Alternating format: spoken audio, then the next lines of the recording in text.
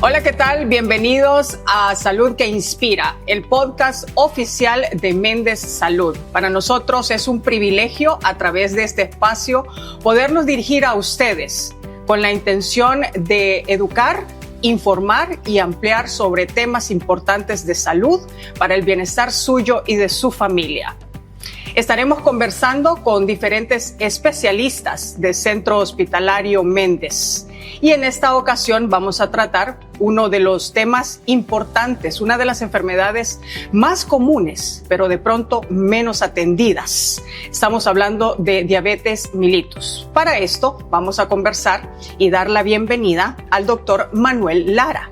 Él es médico internista y pertenece al Centro Hospitalario Méndez. Gracias, doctor, por acompañarnos. Buenas noches, Sabi, y gracias por invitarnos y poder compartir un poco nuestro conocimiento sobre la enfermedad de diabetes mellitus. Gracias, doctor.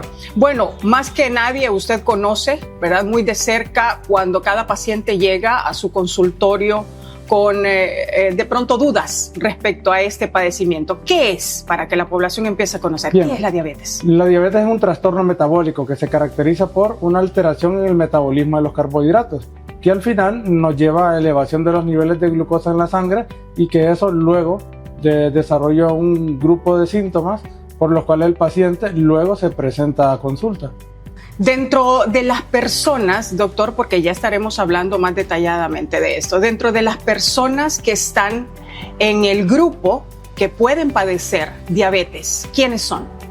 Pues en general, a grandes rasgos, como la diabetes se clasifica en diabetes tipo 1 y diabetes tipo 2, y hay otro tipo de diabetes que está relacionado a fármacos y a otro tipo de enfermedades. Los niños también pueden padecer diabetes, que es la diabetes tipo 1, que es los niños que nacen ya con el padecimiento de diabetes por una alteración en la secreción de insulina. Y la diabetes tipo 2, que está relacionado bastante con factores ambientales, en este caso principalmente lo que más miro en mi consulta y que está relacionado con el desarrollo de la diabetes es el sobrepeso y la obesidad. Hoy por hoy los hábitos en los que vivimos o con los que vivimos, doctor, las personas en general, afectan en gran manera la condición. Sí, en parte a la hora de abordar al paciente, cuando discutimos, porque el paciente siempre se pregunta, doctor, ¿por qué tengo diabetes? Entonces, cuando comenzamos a abordar, es lo primero que me gusta mencionarle a los pacientes. Incluso ya cuando se hace el diagnóstico, uno de los primeros manejos que se le da al paciente es cambios en el estilo de vida. A grosso modo siempre le digo que debemos evitar, por ejemplo, los frescos de botella o jugos en caja o jugos en lata, todas las bebidas carbonatadas, o comer mucha tortilla o mucho pan, o a veces cuando vamos al mall pedimos una granita de café y todavía pedimos pan y lo combinamos, son cantidades grandes de azúcar que consumimos. Y otro factor también es el sedentarismo, ¿verdad? Entonces va de la mano, el que es sedentario comienza a desarrollar sobrepeso, comienza luego con diabetes y luego comienza con sus síntomas, y hay signos que uno le nota al paciente cuando llega a consulta. A veces el paciente llega porque llegó por un dolor de cabeza, pero hay algunos signos físicos que uno observa en el paciente y uno como internista siempre se caracteriza por decirle al paciente, le veo esto y me impresiona que es esto. Entonces, con algunos síntomas y con algunos signos nosotros nos guiamos para luego hacer todos los estudios complementarios y poder llegar al diagnóstico de la diabetes. ¿Entre ellos, doctor? Entre ellos, fíjese que muy popularmente lo que el paciente, algunos de ellos se observan que tienen que el cuello se comienza a oscurecer. Eso es algo que se llama acantosis nigricans en términos médicos, que es como que el cuello pareciera que tiene costra en el cuello, ¿verdad? También las axilas, también las regiones inguinales, y hay unos que también en la cara, en los pómulos también pueden tener acantosis nigricans.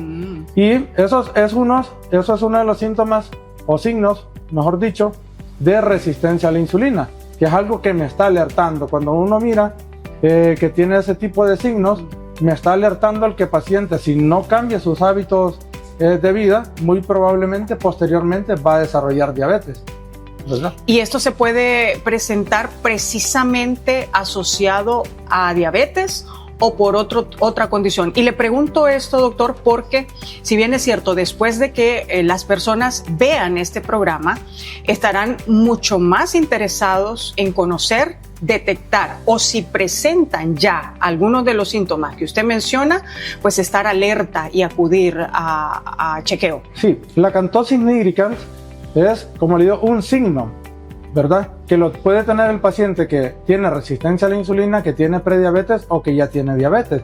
¿Cómo vamos a saber si el paciente lo que tiene es resistencia, prediabetes o lo que tiene diabetes?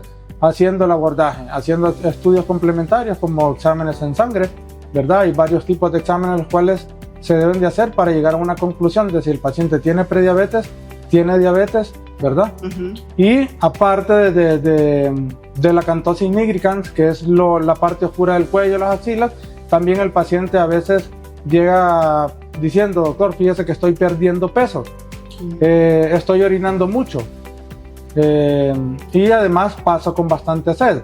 Entonces, eso es como una triada de diabetes, es decir, son como síntomas no específicos de diabetes, pero sí que nos orienta que probablemente un paciente puede tener diabetes. Y en términos generales, doctor, y en la experiencia que usted lleva, porque ya me va a contestar una pregunta también muy interesante, porque se ha considerado una enfermedad silenciosa la diabetes, pero en términos de edades, en la última década, más o menos, y en su experiencia atendiendo pacientes, imagino, a diario, ¿cómo ha ido incrementando la variable de edad?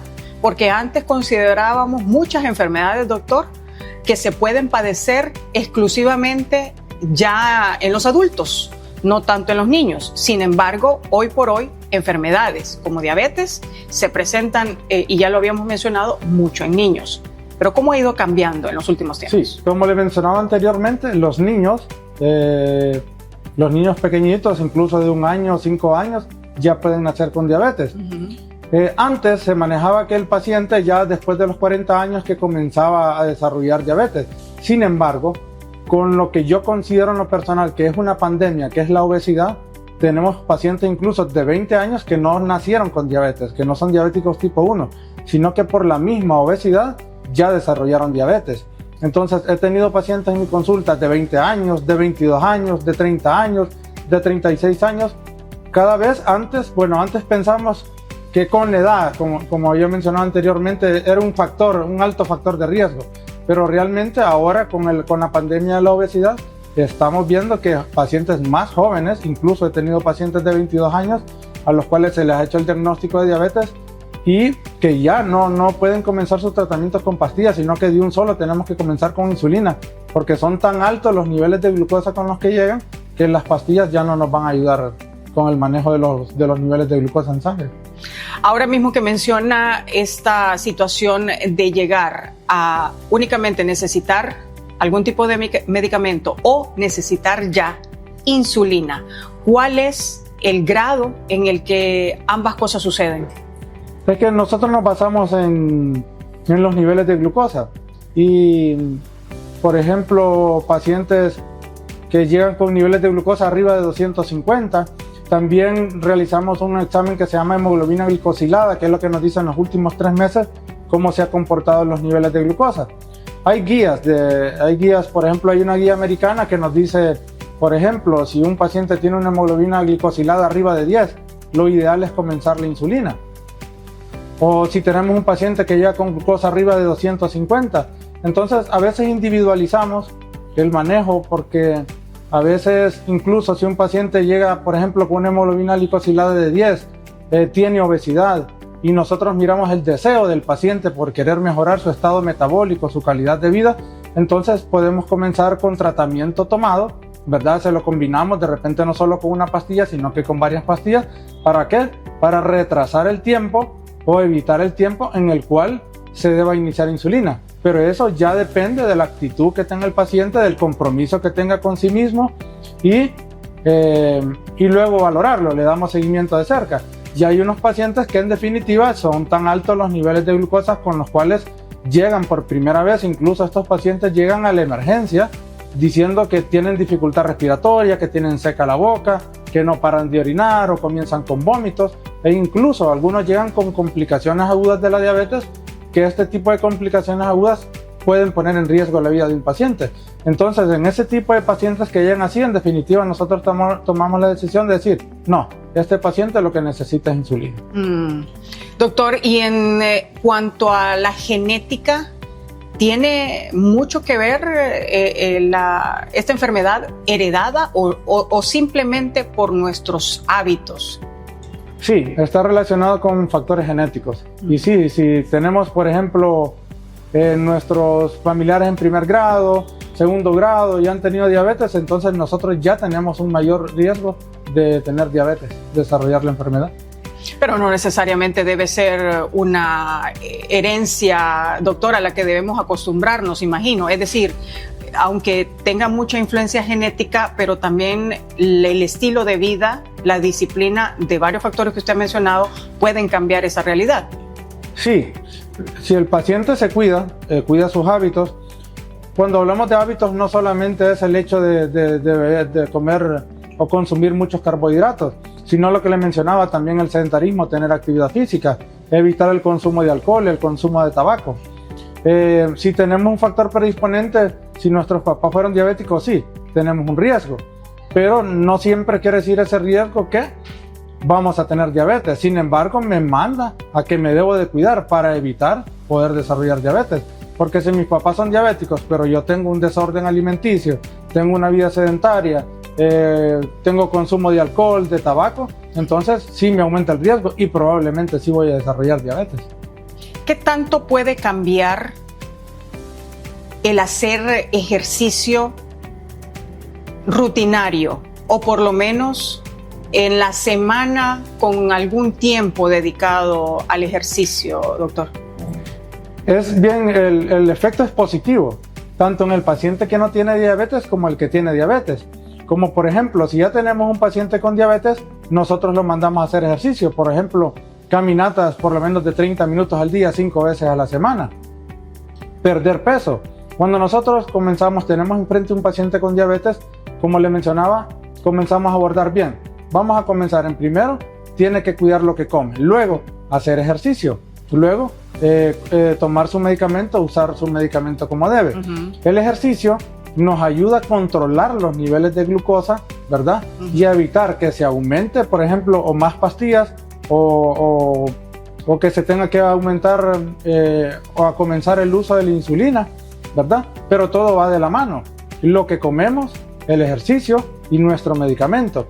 Hay pacientes que tienen su medicamento, pero no se comprometen con el cuidado de sus alimentos, con el ejercicio, con la pérdida de peso.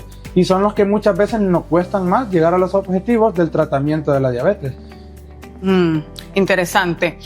Bueno, en términos de determinar de manera humana, porque también ustedes como médicos, doctor Lara, cuando un paciente llega donde ustedes, pues obviamente siempre es con la necesidad, primero, de detectar una enfermedad, sea la que estamos tratando o cualquiera. Pero además, cuando hay incluso diferentes formas de afrontar las noticias, ¿verdad? ¿Cómo debería ser, según su consejo, a los que nos ven a través de este podcast? Porque indiscutiblemente puede haber dudas, miedo, ¿verdad?, a una noticia como esta. Ok, no todos los pacientes afrontan la noticia de la misma manera. Hay algunos pacientes que incluso se lo toman a broma, hay otros que se ponen a llorar. Creo que hay que ser sensato a la hora de darle la noticia a los pacientes. En lo particular, cuando un paciente llega con los resultados de los exámenes, aparte de los exámenes, tiene factores de riesgo. Entonces, en lo particular, yo me siento, platico con ellos, vamos discutiendo cada uno de los resultados y después llegamos a la conclusión de una manera más tranquila para ellos, decirle, es un paciente con diabetes, ¿verdad? Y le explico a la vez que con tratamiento, que si él se cuida, que si cambia sus malos hábitos de vida, si comienza a hacer ejercicio, su vida va a ser normal, ¿verdad? Siempre les explico que el 50% del tratamiento les compete a ellos y el otro 50% pues es responsabilidad mía. Entonces, hay unos que sí se ponen a llorar, pero uno trata de calmarlos, como se dice usted, la parte humana. Uno trata de decirle a ellos que debe estar tranquilo, que su vida va a ser igual, que lo único es que debe cuidarse, ya no va a comer todo lo que consumía antes, que si se toma un vaso de Coca-Cola ya no lo va a poder consumir, que ya no tiene que estar solo sentado en una silla o estar acostado en una cama o solo viendo televisión, sino que también tiene que hacer ejercicio.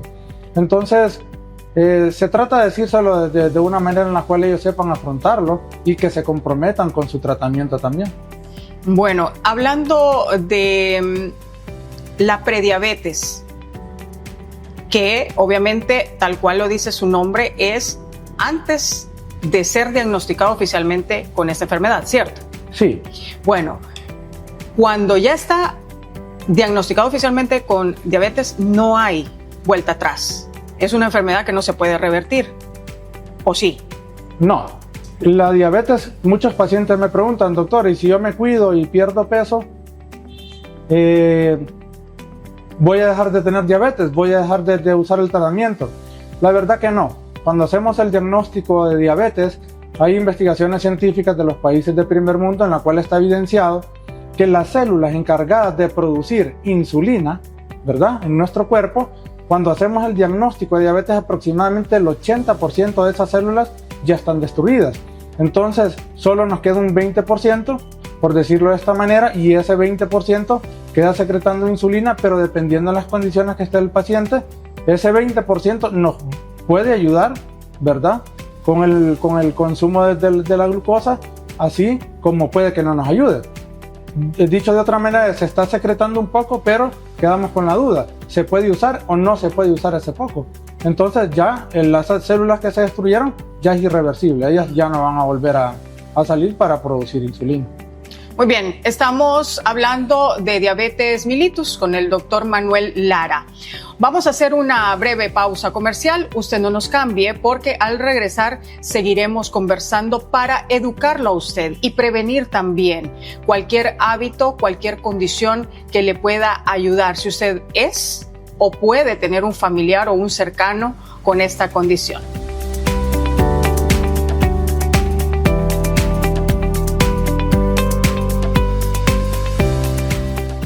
En el Laboratorio de Análisis Clínicos Méndez trabajamos cada día para cuidar lo más valioso, tu salud y la de tu familia. Ofrecemos atención personalizada con calidez humana, con tecnología de última generación y un equipo altamente calificado. Garantizamos resultados confiables, oportunos y reproducibles. Para estar más cerca de ti, contamos con varias sucursales en la zona sur, Principal Choluteca, disponible las 24 horas los 7 días de la semana. Clínica Guadalupe, Clínica Sinaí, El Triunfo, San Lorenzo Valle, Nacaome Principal, Nacaome Trauma Sur, San Marcos de Colón, Monjarás. Ofrecemos entrega de resultados vía WhatsApp y correo electrónico. Confía en los que siempre cuidan de ti. Laboratorio de Análisis Clínicos Méndez. Eficiencia, calidez y confiabilidad.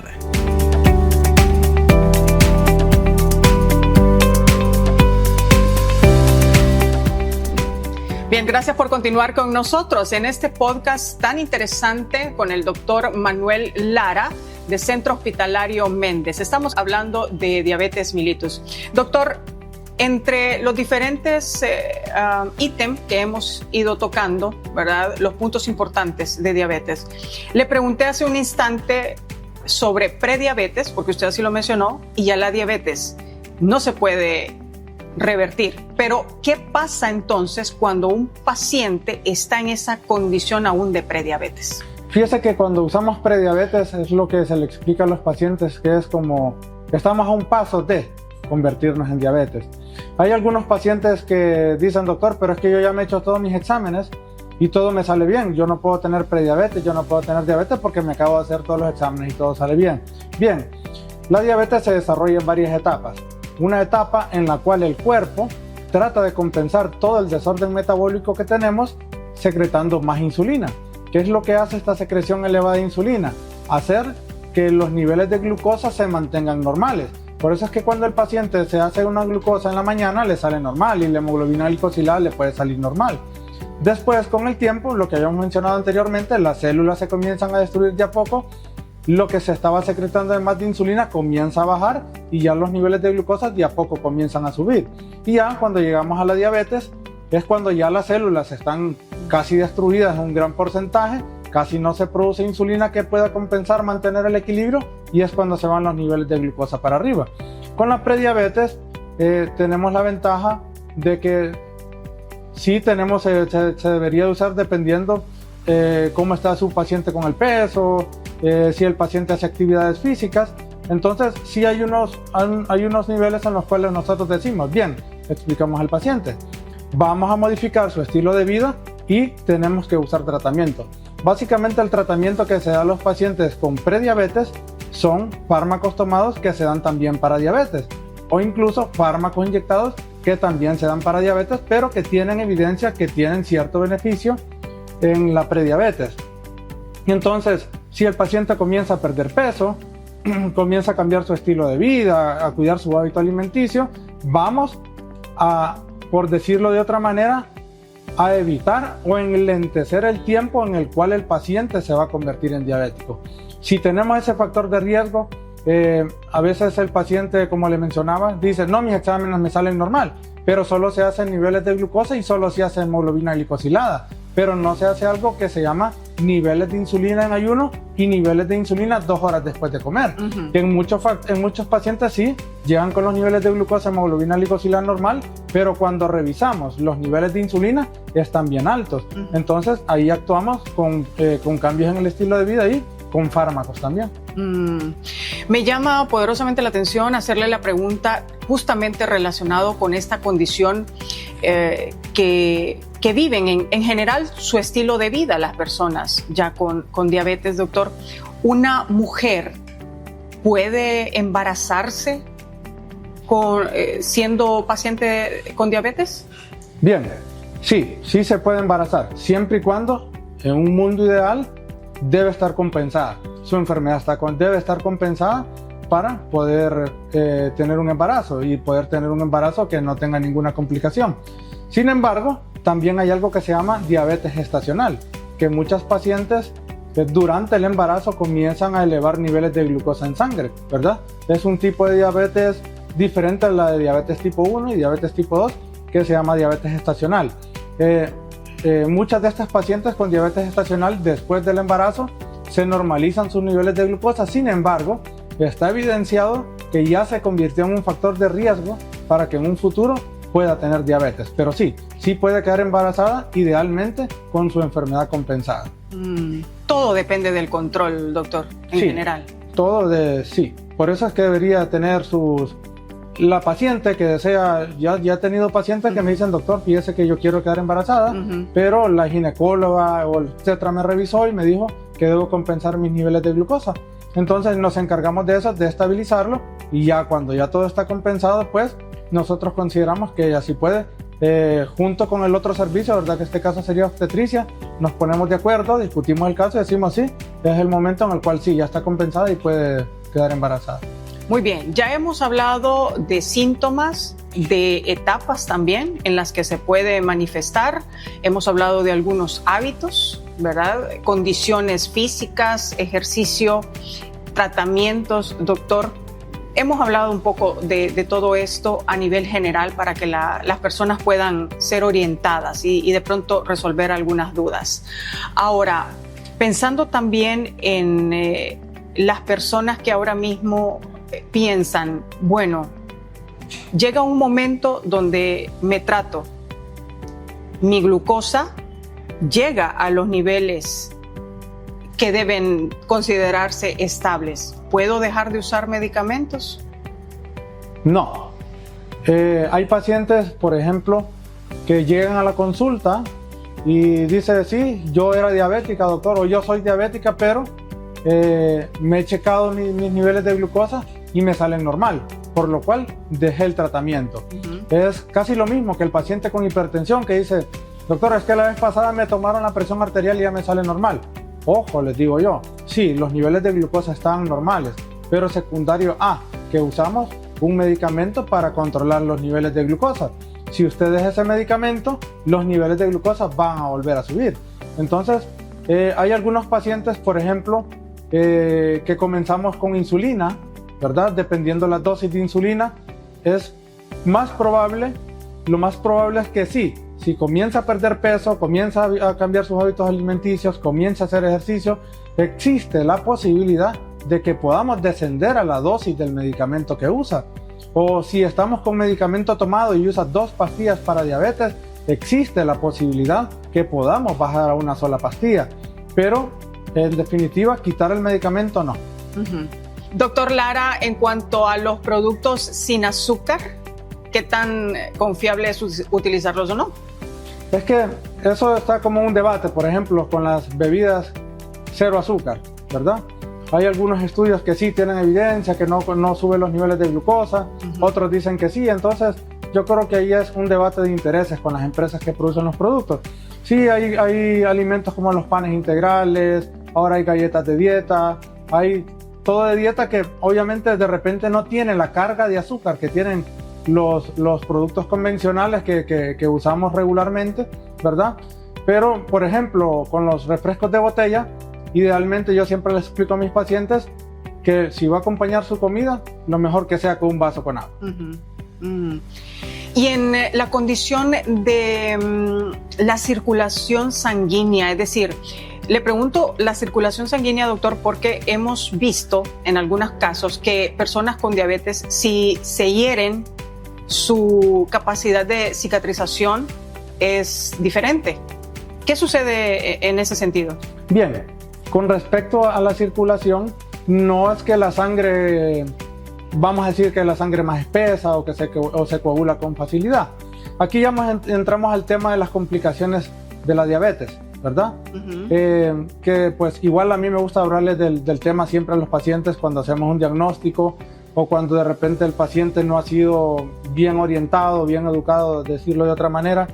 Uno les explica, porque a veces el paciente relaciona todo este tipo de complicaciones a los fármacos que usan y tienen bien estigmatizado el hecho que dicen, el vecino le dice, no te pongas insulina porque vas a quedar ciego, ¿verdad? Lo relacionan, pero realmente no. Para comenzar, siempre les explico, comenzamos con las complicaciones de arriba para abajo y una de las complicaciones de la diabetes es algo que se llama retinopatía diabética y también pueden desarrollar cataratas, lo que dicen ellos, que se les hace un anúngulo cristalino, que eso disminuye la agudeza visual.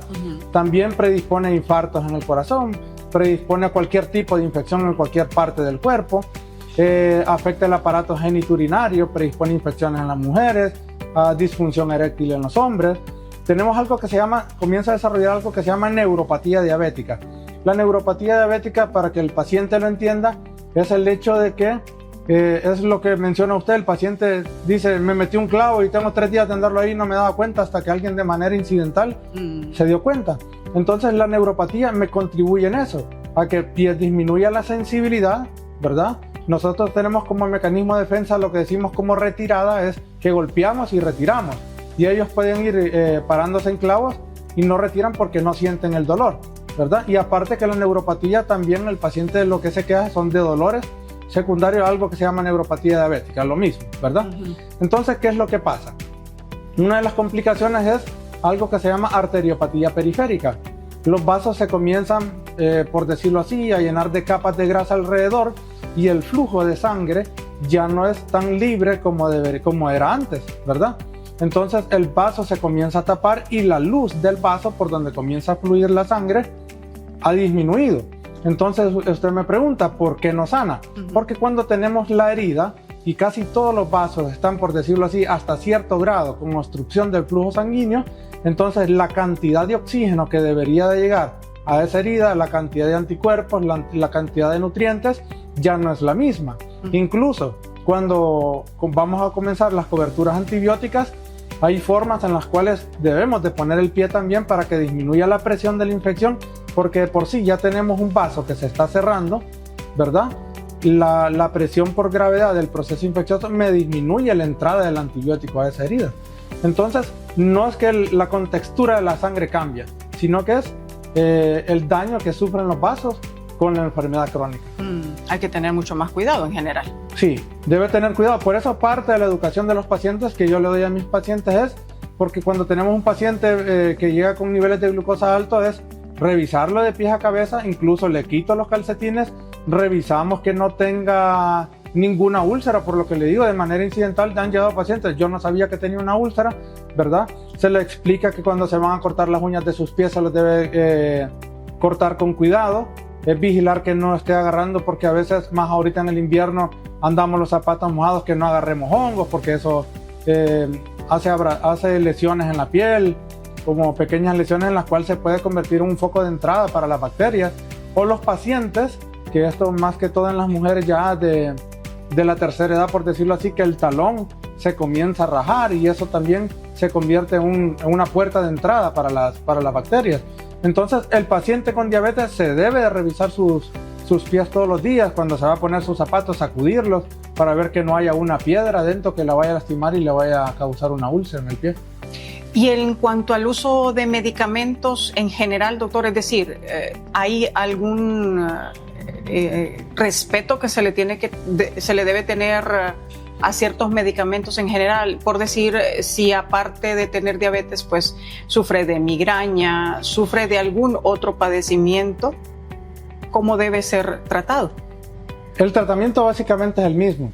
Lo que pasa es que nosotros, cuando tenemos una enfermedad acompañante de la otra, como por ejemplo hipertensión arterial, que la mayoría de los pacientes con diabetes, en lo personal en mi consulta, la mayoría también son hipertensos, y la diabetes con la hipertensión juntas son, como decirlo de otra manera, como el peor enemigo que puede tener un paciente, las dos juntas, y si no están controladas, pues peor, ¿verdad? Pero a la hora de que vamos a usar otro medicamento, por ejemplo, junto el de la diabetes con el de la hipertensión, la mayoría, aquí lo que nosotros vemos, que no tengan reacción cruzada o vayan a tener una reacción medicamentosa al cruzarlo los dos. Incluso cuando el paciente llega con otras enfermedades agudas o como lo que menciona usted, la migraña, muy pocas veces tienen reacción cruzada y nos van a causar un efecto secundario con el paciente. Pero siempre tenemos cuidado a la hora de indicar otro medicamento, ver que no vayan a tener una reacción y vaya a causar una complicación aguda en el paciente. Y en cuanto al sistema inmunológico, el sistema inmunológico en el paciente con diabetes está disminuido, y por eso es que le mencionaba que nos predispone a cualquier tipo de infección en cualquier parte del cuerpo, ¿verdad? Ya puede desarrollar en el sistema nervioso central meningitis. Por ejemplo, la diabetes está relacionada con neumonía, y en los últimos años pues está evidenciado que está bien relacionada con la predisposición a tuberculosis, ¿verdad? A enfermedades del tubo digestivo infecciosos como diarrea, infecciones del tracto urinario a repetición, más que todo en las mujeres. Y lo que tenemos también, que son los procesos infecciosos, como menciona usted, las heridas en los pies. Pero sí, está disminuido el sistema inmune y nos predispone a cualquier tipo de infección. Y bueno, para no dejar tampoco a las personas tan asustadas con este tema, sino también tomarlo desde el punto de orientación, educación, doctor, como en muchas ocasiones, enfermedades que antes no podían ser tratadas al punto de ofrecer años de vida para los pacientes, hoy la diabetes bien tratada puede permitir largos años de vida. Sí, si tenemos una diabetes, por eso es que siempre se le hace conciencia al paciente, ¿verdad? En que se debe de cuidar, que debe usar su medicamento como es. ¿Por qué? Porque lo que acabamos de hablar, si se vienen todas las complicaciones de la diabetes, secundario a que no tenemos un buen control de los niveles de glucosa en sangre, entonces eso me va a disminuir calidad de vida y esperanza de vida. Entonces, si tenemos un buen control, sí. Incluso yo he tenido pacientes en mi consulta que tienen 90 años y son pacientes con diabetes. Y tienen calidad de vida Y tienen buena calidad de vida. Y le diré que esos pacientes que tengo de 90 años me han gustado ser el médico de ellos porque son los más disciplinados, ¿verdad? Y la evidencia es que han llegado a los 90 años. Incluso ellos siempre llegan con un cuadernito anotando su glucosa. Y mire, doctor, y después de comer la tenía así, antes de comer la tenía así, pues después del medicamento, y bien disciplinados, ¿verdad? Entonces, si tienen disciplina con su enfermedad, sí, eso no hay ningún problema, van a llevar una buena calidad de vida y pueden llegar hasta los 90 años como los pacientes que he tenido. Mire qué bien. Una razón más para entender que no es la edad el determinante de la condición de salud, ¿verdad? Sino la disciplina con la que vivimos. La diabetes es una enfermedad que requiere de mucha disciplina y es bien costoso hacerle entender al paciente porque no todos.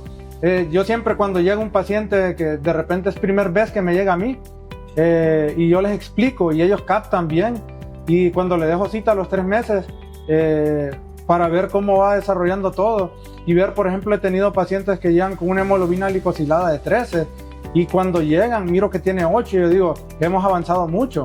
El paciente me dice, doctor, he perdido peso, estoy emocionada, mis niveles de glucosa ya no las tengo en 500 como se me subía antes, ¿verdad? Entonces yo lo felicito y como médico es satisfactorio para uno también decir, los dos estamos haciendo bien las cosas. Doctor Manuel Lara, en términos de conclusiones y recomendaciones finales, esto que aliente de parte suya como especialista a la población a cuidarse y a tomar sus recomendaciones. Sí, es muy importante.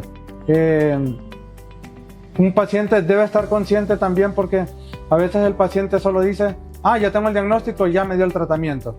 Siempre se le hace conciencia al paciente que debe de visitar a su médico por lo menos 2 veces al año para llevar un chequeo, un seguimiento cercano de los niveles de glucosa.